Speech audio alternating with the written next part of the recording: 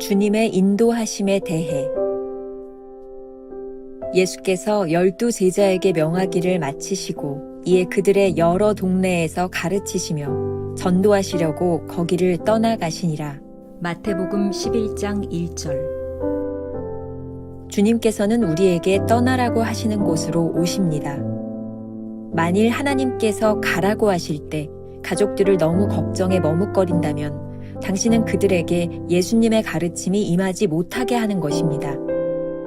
만일 하나님께 순종하고 모든 결과를 하나님께 맡긴 채 떠난다면 주께서는 당신이 가는 그 도시에 가셔서 가르치실 것입니다. 그러나 불순종할 경우 당신은 주님의 길을 방해하는 것입니다. 당신이 어디서 논쟁하게 되는지 주시하십시오. 특히 나의 책임이라고 하면서 주님의 명령에 불순종하는 부분은 없는지 점검하십시오.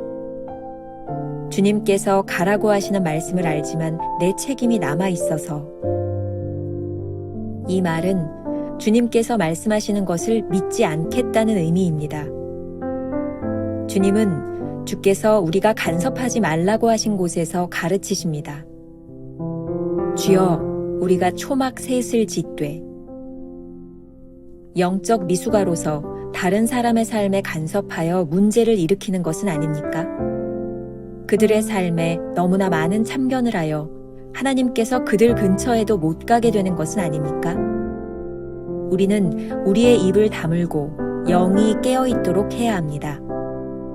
하나님은 그분의 아들에 관해 우리에게 가르치기를 원하십니다. 그때 주님은 우리의 기도하는 시간을 변화산상의 영광으로 바꾸십니다. 그러나 우리는 그분이 이 일을 하시도록 허락하지 않습니다. 우리가 하나님께서 이렇게 저렇게 일하실 것이라고 확신할 때 주님은 결코 그렇게 일하지 않으십니다. 주님은 주께서 우리에게 기다리라고 하신 그곳에서 일하십니다. 때까지 이 성에 머물라. 하나님을 기다리며 그분이 일하실 때까지 기다리십시오. 그러나 한 치 앞이 보이지 않는다고 하여 영적으로 화난 상태에서 기다리지 마십시오. 우리는 주님을 기다릴 만큼 영적 긴장감에서 자유하고 있습니까? 기다림이란 가만히 손을 접고 앉아있는 것이 아니라 하나님의 음성을 듣는 법을 배우는 것입니다. 이 기다림의 상태에서 우리는 보통 때 거의 구별할 수 없는 주님의 역사를 보게 됩니다. 오늘은 8월 1일 주님의 인도하심에 대해라는 제목으로 말씀을 나누어 보도록 하겠습니다. 첫 번째 주제, 떠나라고 말씀하실 때. 오늘 본문은 하나님의 부르심에 대하여 우리가 어떻게 훈련받고 준비되어야 하는지를 이야기하고 있습니다. 오늘 묵상 첫 문장이 이렇게 시작합니다. 주님께서는 우리에게 떠나라고 하시는 곳으로 오십니다. 불순종할 경우 당신은 주님의 길을 방해하는 것입니다. 챔버스는 오늘 주님의 인도하심을 두 가지 측면에서 이야기합니다. 하나는 떠나라, 다른 하나는 기다리라. 그런 명령입니다. 떠나라는 명령에 대해 머뭇거리는 것은 염려 때문입니다. 염려하면서 순종하지 않는다면 절대로 하나님의 인도하심을 경험하지 못합니다. 하지만 모든 것을 하나님께 맡기고 떠나면 그곳에서 하나님의 가르침을 깨닫게 됩니다.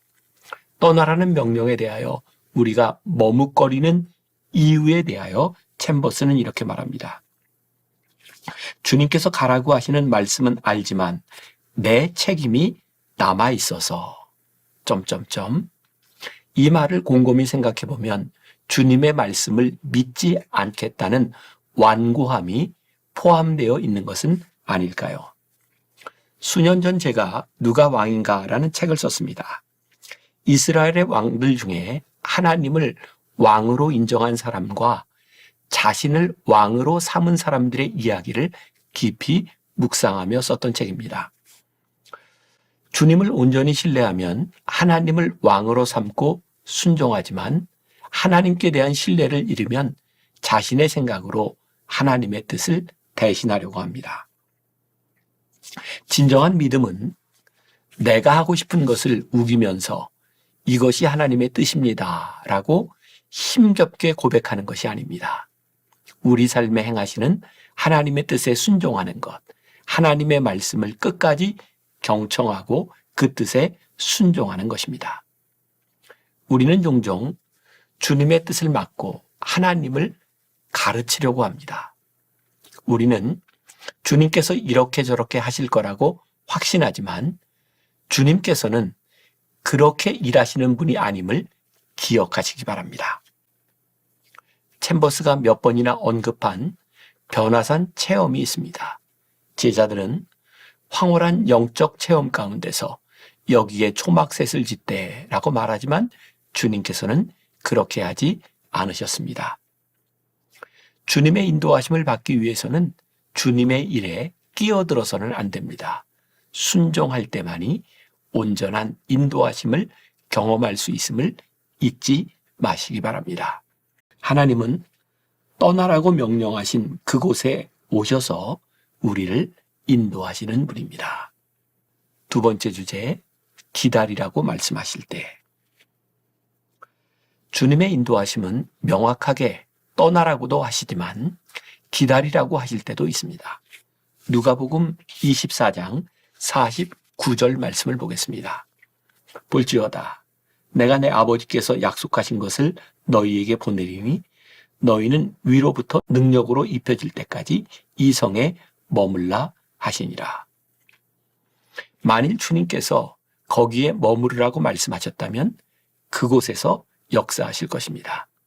그분을 기다리면 그분께서 일하실 것입니다. 그런데 우리들에게 이 기다림의 시간은 쉽지 않습니다. 아무것도 보이지 않는 현실 앞에서 화가 날 때도 있습니다. 챔버스는 이러한 태도를 경계하며 기다림에 대한 바람직한 영적 태도에 대해 이렇게 말하고 있습니다. 기다림이란 가만히 손을 접고 앉아있는 것이 아니라 하나님의 음성을 듣는 법을 배우는 것입니다. 스토미 오마샨이 쓴 기도할 수 있는데 왜 걱정하십니까? 에서 기다림의 의미에 대하여 이렇게 이야기합니다. 제가 좀 읽어드리죠. 우리는 기다림을 좋아하지 않습니다. 행동하기 원합니다. 그러나 하나님은 기다리는 것이 좋을 수도 있다고 말씀하십니다. 인내는 하나님의 성품 중 하나입니다. 인내를 배울 때 우리는 그분을 닮아갑니다. 시험 받을 때, 광야를 걸을 때, 우리의 꿈을 포기할 때, 적의 공격을 받을 때 우리는 인내를 배워야 합니다. 기다림의 때를 어떻게 이해하는 것이 좋습니까? 내 경험에 비추어 본다면 기다림의 때를 하나님을 섬기는 시기라고 보는 것이 가장 좋습니다. 이렇게 생각하도록 노력해 보십시오. 현재의 상황을 참고 견딘다고 생각하기보다 하나님을 섬기고 있다고 생각하면 훨씬 견디기 쉽습니다.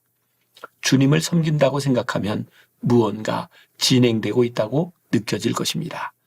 무언가 진행되고 있다고 느낀다면 당신은 하나님이 그 다음에 어떤 일을 행하실지 간절히 기다릴 것입니다. 챔버스가 묵상 본문에서 다루고 있는 주요한 주제 중 하나는 기다리는 가운데 누리는 영적인 평안함 혹은 자유입니다. 이 평안함을 유지하기 위해서는 아무것도 하지 않는 것이 아니라 주님을 섬기고 있다라고 믿는 것이 중요합니다. 기다림의 시간이 때로 사역자들에게는 가장 적극적인 시간이 되기도 합니다. 하나님의 때를 기다린다고 해서 무능력한 것은 아닙니다. 이 시간을 통해 우리가 하나님의 뜻을 분별하고 하나님의 역사를 보게 되는 것은 놀라운 일입니다. 말씀을 묵상하는 중에 혹시 여러분들 가운데 이 기다림의 시기가 왔다면 하나님을 섬기는 마음으로 기다리는 것이 참 중요한 일일 것 같습니다. 하나님께서 기다리라고 하실 때 그곳에서 하나님의 음성을 들어야 합니다. 오늘하루 이런 질문을 가지고 살아보면 어떨까요? 하나님이 지금 당신에게 기다리라고 하십니까? 떠나라고 하십니까? 하나님의 음성이 분명하다면 순종하십시오. 기도하겠습니다. 하나님의 인도하심이 때때로 우리들에게 명확하지 않을 때 우리는 참 힘이 듭니다. 하나님이 오늘 우리들에게 떠나라고 말씀하시는지 기다리라고 말씀하시는지 분별하지 못함을 인하여 우리들이 답답할 때가 참 많이 있습니다. 우리가 오늘 기억해야 될 것이 있습니다. 하나님께서 떠나라는 마음을 주실 때 용기 있게 떠나면 거기서 하나님이 우리들에게 말씀하실 것이요. 오늘 우리들에게 기다리는 시간을 주셨다면 그 기다림의 순종을 통하여 적극적으로 하나님을 섬기는 시간을 통하여 하나님은 우리를 준비시키실 것입니다. 오늘 이 말씀을 묵상하며 기도하는 성도들 마음 가운데 기다림과 떠나라는 이 말씀 가운데 순종할 수 있는 용기를 주셔서 오늘도 하나님 앞에 잘 준비된 순종의 삶을 살게 하여 주옵소서. 예수님의 이름으로 기도했습니다.